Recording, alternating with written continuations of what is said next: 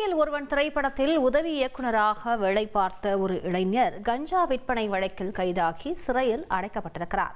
OG கஞ்சா உதவி இயக்குநரை சிறைக்கு அனுப்பியது எப்படி?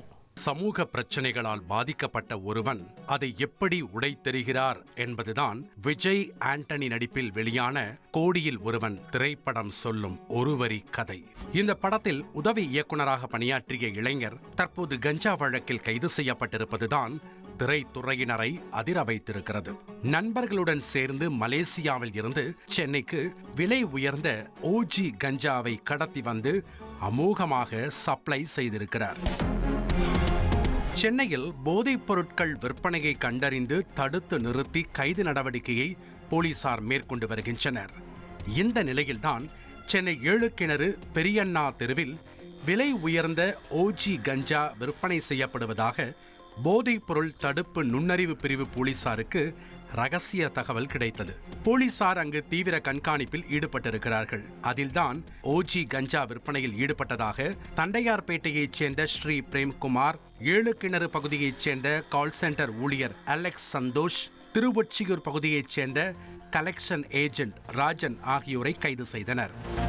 இதில் 32 வயதான ஸ்ரீ பிரேம்குமார் திரைப்பட உதவி இயக்குநராக பணியாற்றி வருகிறார். நடிகர் விஜய் ஆண்டனி நடிப்பில் கடந்த சில ஆண்டுகளுக்கு முன் வெளியான கோடியில் ஒருவன் திரைப்படத்தில் பணிபுரிந்தது குறிப்பிடத்தக்கது. பட வாய்ப்பு இல்லாத நேரங்களில் பிரேம் கையில் எடுத்த தொழில்தான் இந்த கஞ்சா விற்பனை. இதனைத் தொடர்ந்து போலீசார் கைது செய்த மூவரையும் 7 கிணறு காவல் நிலையத்திற்கு அழைத்துச் சென்று விசாரணை நடத்தினர். அப்போது உதவி இயக்குநரான பிரேமுக்கு அஸ்லாம் என்பவர் பழக்கமாகியுள்ளார். அஸ்லாம் மலேசியாவில் இருந்து சென்னைக்கு கஞ்சாவை கடத்தி வரும் ஒரு சப்ளையர் என்று சொல்லப்படுகிறது. இதனால் அஸ்லாம் சொல்லும் இடத்திற்கு சென்று ஓஜி கஞ்சா வாங்கி வந்து அதனை தனது வீட்டில் பதுக்கி வைப்பதை பிரேம் வழக்கமாக வைத்திருந்துள்ளார். கொண்டு வந்த கஞ்சாவை தனது வாடகை வீட்டில் வைத்து சிறிய பொட்டலங்களாக போட்டு அஸ்லாம் சொல்பவர்களுக்கு விற்பனை செய்தும் வந்திருக்கிறார். இதுவரை 5 முறை இதுபோன்று கஞ்சாவை வாங்கி வந்து விற்றுள்ளதாக தெரிகிறது. மேலும் கால் சென்டர் ஊழியரான அலெக்ஸ் சந்தோஷின் நெருங்கிய நண்பர்தான் ஸ்ரீ பிரேம்குமார். ஓஜி கஞ்சா விற்றதற்கான கமிஷன் தொகை அலெக்ஸ் சந்தோஷின் வங்கிக் கணக்கில் தான் வந்திருக்கிறது. அந்த பணத்தை ATM மூலம் எடுத்து வந்து பிரேமிடம் கொடுத்து வந்துள்ளார் அலெக்ஸ் சந்தோஷ். அதற்கு அவருக்கும் கமிஷன் கிடைத்துள்ளது. அது மட்டுமின்றி பிரேம் தனது மற்றொரு நண்பரான ராஜன் என்பவரிடம் கஞ்சா பொட்டலங்களை கொடுத்து விற்பனை செய்துள்ளார்.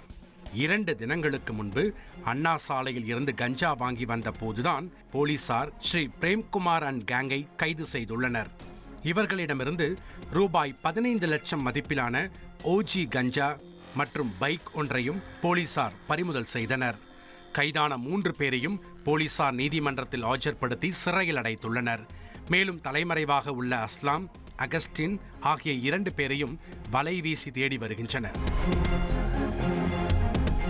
ட்ரெண்ட ஃப்ரெண்ட் ஆக்கிக்கோங்க. தந்தி டிவியின் சப்ஸ்கிரைபர்ஸ் அண்ட் ஃபாலோவர்ஸ் குடும்பத்துல நீங்களும் இணையுங்க.